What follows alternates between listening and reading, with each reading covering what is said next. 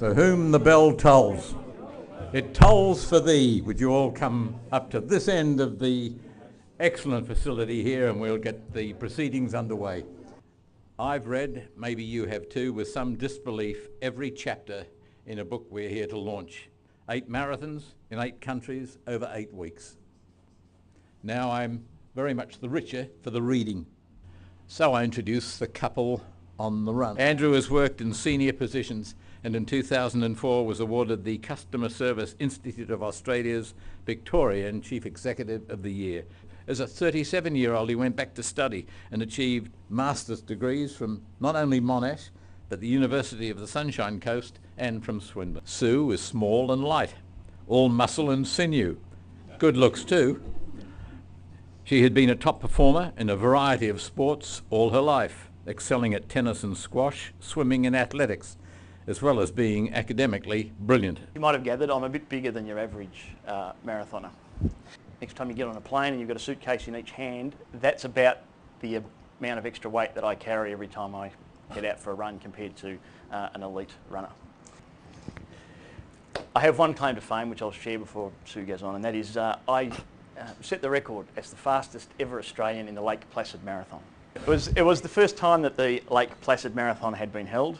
I was the only Australian entrant. Yes, that's more But like it. It was what happened in those moments after that first marathon which has set us on the course to being here today.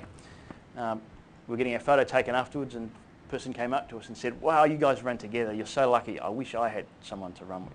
And this became a pattern for every time we went out to run, people would tell us how lucky we were, but all the reasons why we couldn't do what we were doing and that they couldn't. And that set us towards developing what we now call Partnerunning. It's well worth reading the book. I don't think it's as much an athlete's book as a human story book. It's a book about overcoming problems and difficulties and the way you can do it together.